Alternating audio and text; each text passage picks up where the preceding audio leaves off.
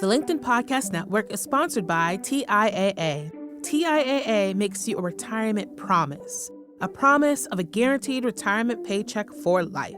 Learn more at TIAA.org/promises pay off. LinkedIn presents.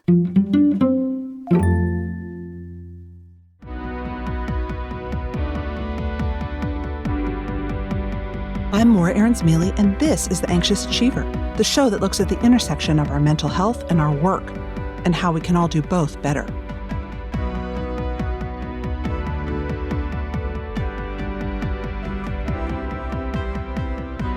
First, I want to say I'm so excited because a new season of the show, season 7, if you can believe it, is right around the corner. Starting September, we'll be dropping a new episode every week, looking at everything from neurodiversity and leadership to changing management styles, to grief, to negotiating. But before the season starts, I wanted a quick refresher for you all, and for me. One of the core tenets of the show is about examining our motivations to achieve, and even to overachieve. As the school year starts and work pressure ramps up, I thought it was a great time to revisit this inspiring conversation I had with Julie Lythcott-Haims.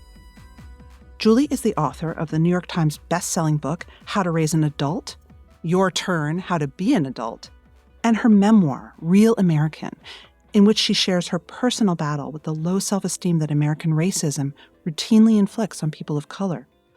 Julie also served as Dean of Freshmen and Undergraduate advising at Stanford University for more than a decade. But Julie didn't set out on that path. Instead, she began her work as a corporate lawyer before realizing her true passion lay in helping students, young adults, make decisions that would affect them for some time to come. Julie focuses on how we separate all that we've accomplished from who we are at our core.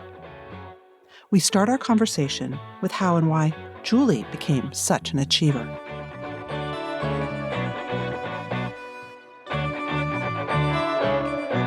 So, Julie, were you raised in a household that prized academic and professional achievement? Boy, was I. Let me put it this way. My father had helped eradicate smallpox from West Africa, and by the time I was 9, was Assistant Surgeon General of the United States, and all while being an African-American male, meaning he had just soared over the various hurdles and obstacles society had tried to put in his path. And my mother was getting her PhD in science education while I was in high school. So she had been a teacher and then wanted to get her PhD, but was really a full-time homemaker often. And anyway, she was doing classes like thermodynamics and PChem. I don't even know what that is. I don't but she either. would talk about it. And she came home once when I was in high school with her report card, if you will. Again, she's getting her PhD, and she says, "I've never gotten anything less than an A in my life." And I was left with the impression that nothing less than an A at all times was required. I'm the youngest of 6 in a blended family, and I was seemingly the one, who was going to be headed toward the Ivy League and so on and so forth. And they loved me without a doubt. And they didn't say I had to be a doctor or an investment banker or anything restrictive like that, but it was really clear that there were high expectations that I would do well to meet. It's so interesting you say that. I was reflecting as I've read your work when you talk about overparenting and parents being much more explicit in their expectations of their children and more present, that I always say that I was raised in a household with no adult supervision. Like my parents were, I was like raised by, myself basically, but there was such an expectation of excellence always. If I did not bring home an A, it wouldn't even occur to me. It was like, this is what you have to do. How are those unsaid expectations even set? Is it by your parents' own excellence? Is it in the water? Is it just subtle? I think sometimes it's very explicit and sometimes it's subtle and it's in the water. But even when it's subtle and in the water, I think somehow it wends its way into our psyche, and we know that we are loved when we achieve at that level. I think there is some implicit, if not explicit, conditioning of love and acceptance and belonging on us achieving at this level. I'm very competitive. I feel like I'm in therapy. I'm very competitive. I'm type A. I went to brand name college and brand name law school, became a brand name corporate lawyer, went on to become a dean at a brand name school. Now I'm an author and speaker. So I'm sort of my own brand finally, which is kind of awesome. But I was being interviewed for somebody's book one day about kind of accepting our imperfections. And so she was asking me some questions. And I said, you know what, in my family, we were all really competitive. I learned young, again, youngest of 6. I learned I've got to win games in order to matter to my family. I've got to win at hearts. I've got to win at spades. I've got to win at poker. These were the games my family played at the holidays. And I just got that message. Again, it was not explicit, but it was pretty clear. Those who won, those who made the great play or, made the great move or won the game were just lauded in the family. And I wanted to be treated that way. So I'm telling this to this author that basically in my family, winning games equaled love. And it plays forward to my present life, where as a 50-something with a partner of over 30 years, he and I compete doing the New York Times crossword puzzle. Now, he doesn't think of it as competing because he's not competitive, but I can promise you every time I sit down with him, I'm trying to win.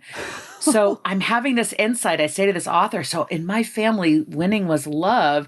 And I said, oh my God, I have to go tell my husband this. So I go find him and I say, honey, I just realized that, I need to win. When I win at the New York Times crossword, I feel loved.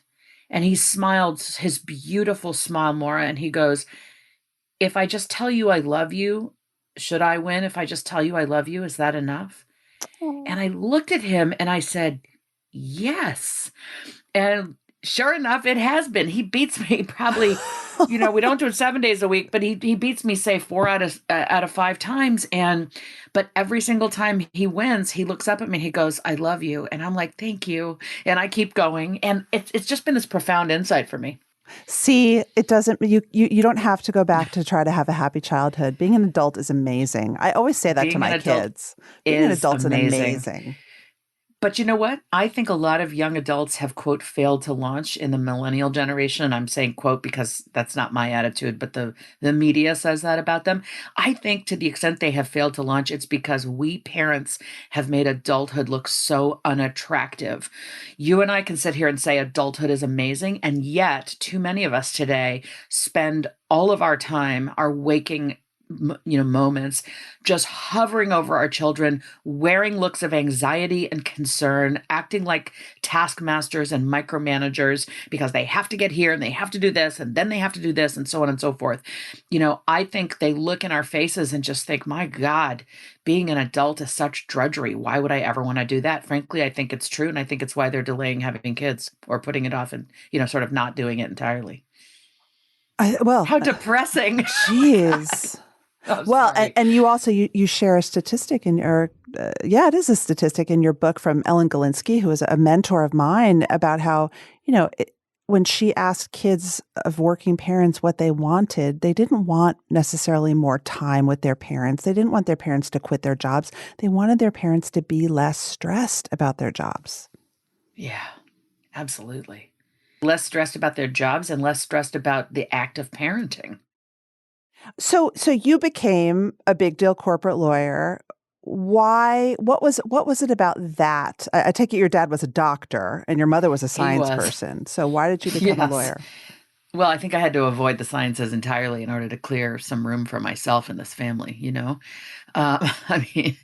I never loved math or science the way that I loved the social sciences. I'm a social justice empath. I believe in the underdog. I root for those who don't have enough and who need advocates. And that's why I fell in love with law as an undergrad. And that's why I went to law school. But I now know, with the benefit of hindsight, that as a 25-year-old woman of color at an elite law school, I was so damn insecure about what others thought of my intellect and capabilities that even though I went to law school to help humans, i.e. be a public interest lawyer, I left law school ready to help trademarks, copyrights, and brands, and patents and so on.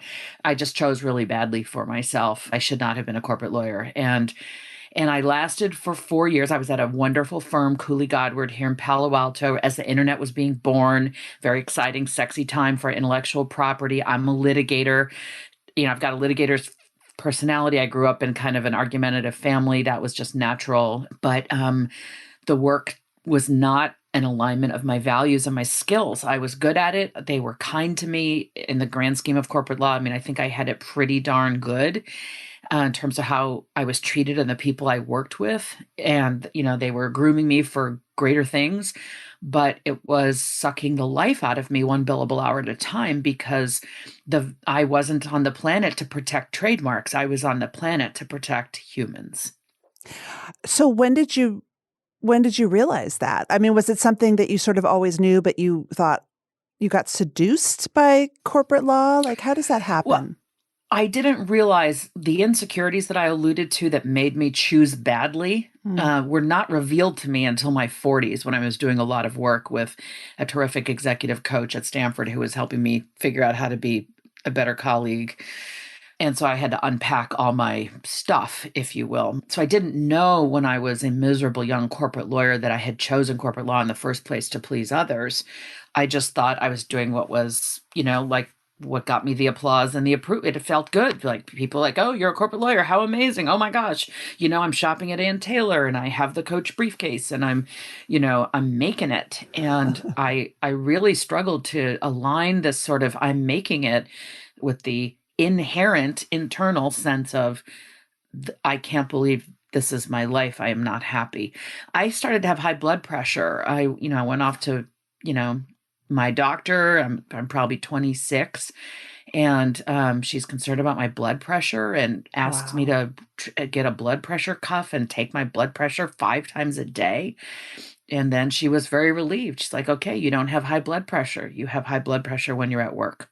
What are you going to do about that? And I was like, well, what do you mean? I'm good at this and but that was the first indicator, I have to say. My body was telling me this is not what we want.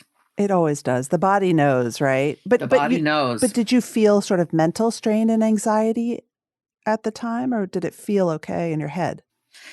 I definitely felt mental strain and anxiety. As argumentative as I was, and in some ways still am, I found the inherent tasks of litigation to be scary.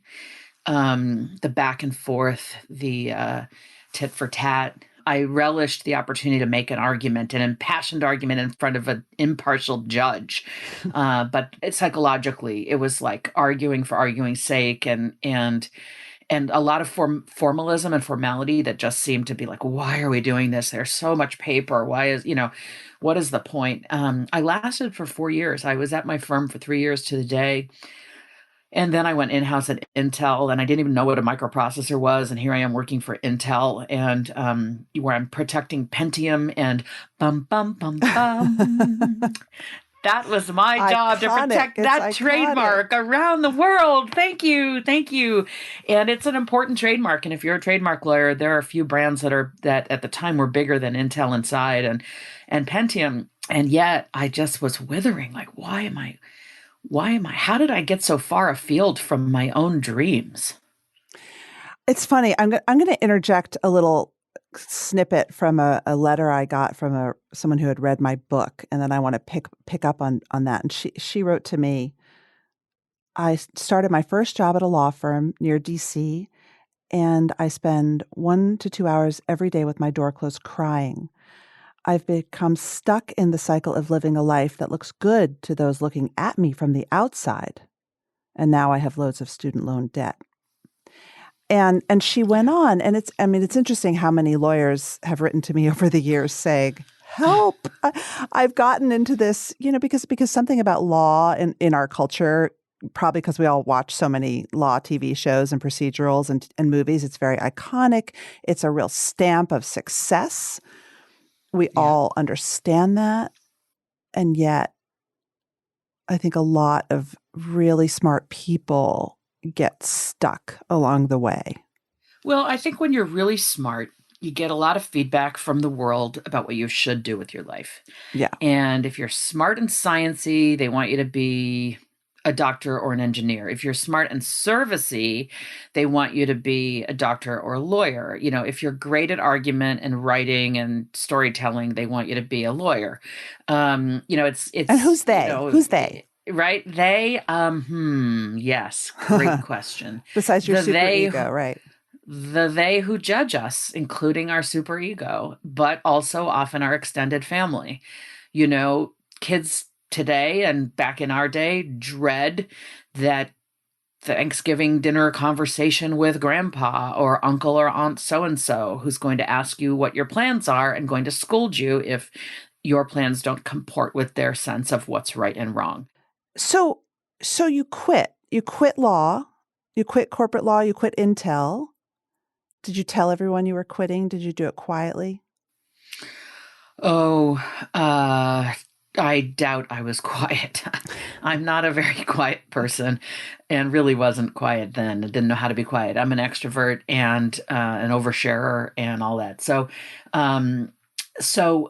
But when I tried to leave corporate law after a year, it took me 3 more years to get out. I kept getting rejected from jobs in academia because I had no skills, and I wanted to work with students, and they said, you don't have any skills. And I said, I've been a student. Isn't that enough? And they're all, no, actually, people go to grad school to study the thing you want to do. But ultimately, I got a lucky break, filled in for somebody at Stanford Law School who was going on maternity leave. She was the dean of students. She had been a lawyer. Here I was kind of really following that path. And she made it possible for me to cover the maternity leave. And then her plan was not to come back. I didn't know that. She didn't reveal that to anybody, which was very wise. And ultimately, when she did make that call, the dean said, she's not coming back. I don't want to do a national search. I want to hire you. I said, I want to work for you, but you're going to have to pay me a lot more money. And that was the empowered litigator, negotiator, lawyer in me who knew this is my one chance, to improve my situation and that of everyone around me. When we are given the job offer, that's when we have the most leverage. And so that's a tiny little piece I managed to bring over. Yeah. And I told my boss at Intel, I said, I think I might not want to be a corporate lawyer anymore. And I have the chance to test drive a new career for 10 weeks. Any chance you'll hold my job? And she looked me square in the eye. Ballsy. That tells you how, I would have quit had she said no. I was taking a 33% pay cut to take this temporary job where I would have no health insurance, Cobra from Intel, where ironically I had been trying to get pregnant for 2.5 years and had failed. And now I take over this job, Cobra health insurance, 10-week job, filling in for someone's maternity leave. And what happens? I get pregnant. Of course. And of course I got pregnant. Why? Because the body knows, right? I loved this job after a day and a half. My body was able to conceive because I was not stressed out of my freaking mind, right? Mm-hmm. And so my boss said, for your sake, I hope you love this. For my sake, I hope you love this other stuff you want to try, Julie. This is my boss at Intel, an amazing woman named Ann Gundelfinger. She said, for your sake, I hope you love it. For my sake, I hope you don't. You're one of my strongest people. I'll hold your job. Wow. But you loved it. You stayed. You grew. I loved it. My job was to care about humans. I got paid to care about law students, having walked their path and the path they intended to walk. My job was to care and to help move obstacles out of their way and to listen well. And it was exhilarating. That's amazing. But at some point you became worried about them, right? Yes. It's so funny because when I re-looked at your book through the lens of anxiety was all I saw everywhere, and it just seemed to like permeate the book. Anxiety of children, anxiety of their parents, anxiety in the ecosystems that raise kids to be pushed into this quote elite world. Like, it seemed to me that it was just all about the anxiety of trying to get kids to be freshmen at Stanford.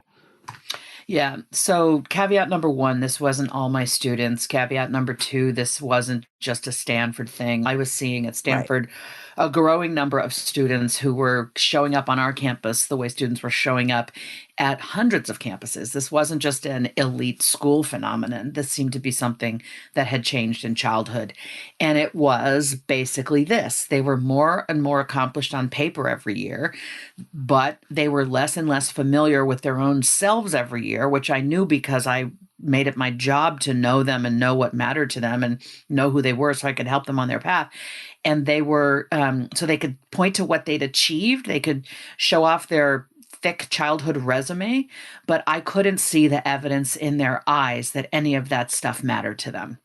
And eyes are where passion really shows and reveals itself. When you're talking about some subject matter, some work, some thing you did that you're passionate about, if you're truly passionate about it, your body, again, this is all about the body. It's all about the right? body. The body shows it. And so they could smile and say, look what I've done. I'm going to do this. I'm so proud of me, But I was worried, like, hey, kid, is any of this stuff really your passion? Or are you just incredibly good at doing as you're told? And I worried that they were doing as they were told, that they were dogs on a leash, and I was rooting for them to have agency in their own lives to figure out, who am I? What am I good at? Let me find the intersection of those things and go be that person.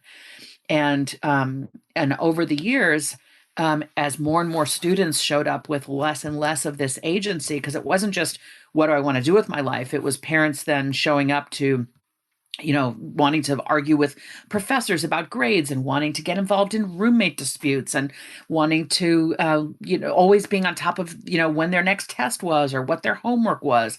It was like they were in fourth grade or kindergarten, but here they were at an elite college. And I almost had that Macaulay Culkin Home Alone face, like my hands on either side of my face going like, what is happening? Because all I could think was, people, these quote unquote children, as you insist upon continuing to call them, could be in the Marines right now or working a full-time job. And instead they're here and we're delighted to have them, but you are infantilizing them. And I became worried for the sake of the individual student and for the sake of them generationally, what's to become of America if the next generation doesn't want to #adult.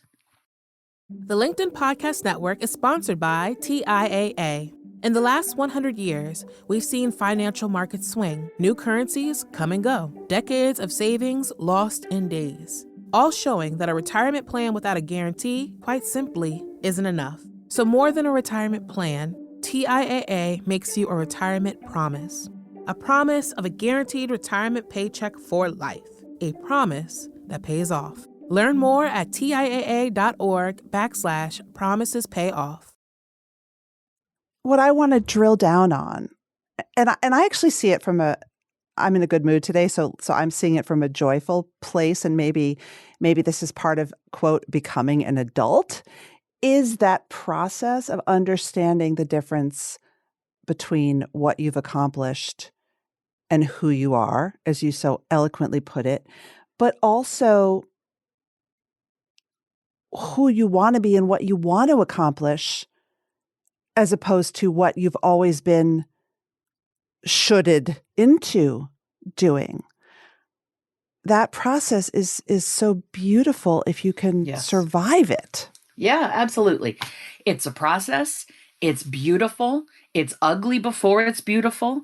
And I think we've all got to go through it. I mean, there is some bit of Maslow's hierarchy here. We are talking about people who inherently have shelter, food, safety, their basic needs are met, and they can actually spend more time in the sort of higher end of the hierarchy, dwelling upon who am I? Why am I here? What do I want? What kind of life do I want to lead? What am I good at? What do I love? And am I going to find the guts to do those things, regardless of what my extended family or entire ethnic community or peer group or society tells me I should? It is definitely the process of forging a self. And I have borne witness to, I want to say thousands. I think it is accurate to say thousands of people. I have borne witness to thousands of people in the act of becoming themselves. And it is such a sight to behold. And it is profoundly beautiful. I 100% agree with you. Can I go back to the anxiety? Because I didn't really address that. Yeah, You were like, there's please. anxiety everywhere. And I think you're 100% right.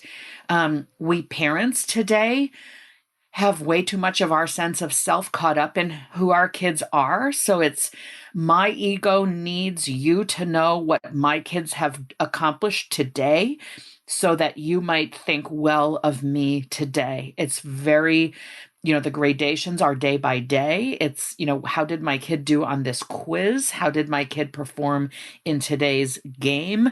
As opposed to bigger picture or longer term, my kid is a good person, or my kid works hard and persists and achieves, over time. It's all in the moment. And it's almost like they are our dog in the Westminster Dog Show, and we are the one that's going to walk home with the trophy for what they've done. I want to talk a little bit, though, about the positive here, because I want to hear about, the transformations that you helped make when you helped people realize they could be who they were, not just their accomplishments, but also I think that all of us who get to college, we are intrinsically motivated by something, right?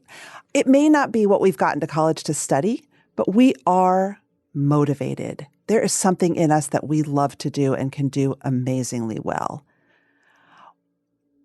What is the process? Like, what have you seen in a common thread when someone is feeling like, I'm capable, I have passion, I have skill, I have talent, I may not be a biochemist after all. I don't actually want to be, but I'm going to be something amazing. Like, what's the first step? So I'm going to disagree with your second premise. Please. That everyone who makes it to college or college like the ones we've attended are intrinsically motivated by something. I think many of them are extrinsically motivated by the desire for approval.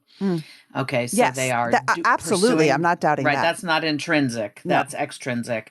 So what we want is to move them to, okay, well, what if no one was judging you? What if you could do what you wanted? What if it was just up to you? And this is where I would be basically rooting for the minor. And here's what I mean. Students would come to my office hours. I would be getting to know them. They would say, oh, well, I'm majoring in econ. And they'd smile in that sheepish way or shrug their shoulders. And that was their way of saying, because I have to. Right. Or, econ, pre-med, engineering, whatever, the 3 or 4 acceptable majors. And then they would say, and I'm minoring in film studies. I'm minoring in English literature. I'm minoring in photography. I'm minoring in whatever. And I would beam when I heard about the minor. And I always thought it was my job to elevate the status of the minor, because the minor was often where the student's actual sense of self lay. If I could do anything, I would ... I had a student who said, I've been through the course catalog. This is actually a slightly different story, but I'm going to tell anyway. I've been through the course catalog. I've crossed out everything that doesn't appeal to me. Unfortunately, that leaves 85% of the majors. I'm really having a hard time figuring out what I'm going to major in. And I was like, okay, Jeff, well, that's awesome that you're interested in so many things. Tell me more. Well, I love philosophy for this, that, and the other reason. And he would tell me, and I'm interested in psychology for this reason. I love photography, but frankly, the photography department here, I don't think is very strong, he told me. And so he's just going on, and I'm listening, and I'm grinning, because I'm listening to a young human who's clearly just aware of who he is. And his challenge is, how do I choose? How do I narrow? How do I, figure this out? And so, at some point I asked a very cliche question, like, what do you have a dream job? When you picture a dream job, do you have any idea what it looks like? And he was like, oh yeah, I want to be a photographer for National Geographic. And I was like, awesome. Okay. So we continued to have conversations over the years, and he decided on a major. And frankly, I don't know what it was. And it turns out, it really isn't about your major. It's about what skills you've acquired and what topics you can talk about. This guy took his camera, went to photograph glacial melt, basically with time-lapse photography, created a film on glacial melt called Chasing Ice, and he sold that to National Geographic. Wow. All right. But that is an example of a kid who was unencumbered by other people's expectations He knew that photography was a legitimate pursuit when so many of his peers were like, oh, I could never major in that. My parents would disown me, you know? Was he born that way? Did he have amazing I don't parents? know. Was he I don't independently know. wealthy? I don't know. I mean, I don't think he was independently wealthy. because the other thing that strikes me as a listener, a lot of our listeners, like I am, often are struggling, and they may be sitting at their desk thinking, "Oh, well, that's great for him. Like he was born knowing he wanted to be a photographer. I don't Yeah. know what that special thing is in me. I'm Yeah. sitting here. I'm Yeah. at a law firm. I hate it, but Yeah. I don't have a passion." And then Right. they might feel even more depressed. And, when I left my law firm, I went around and said goodbye to everybody. And many people said to me, I envy you for knowing what you want. Yeah. And this was when I was leaving for Intel. It was hardly what I wanted in the grand scheme of life, but it was definitely going to be better just having one client, Intel, than having dozens of clients being at a firm. So here's how I helped young people think it through. I always thought it's not for me to give you answers. I can't tell you whether to major in econ or history or psychology or mechanical engineering. I don't know the answer to that. Only you know. Nobody knows the answer but you. There is no right answer is the point, except the one that is derived from your own interrogation of yourself. Mm-hmm.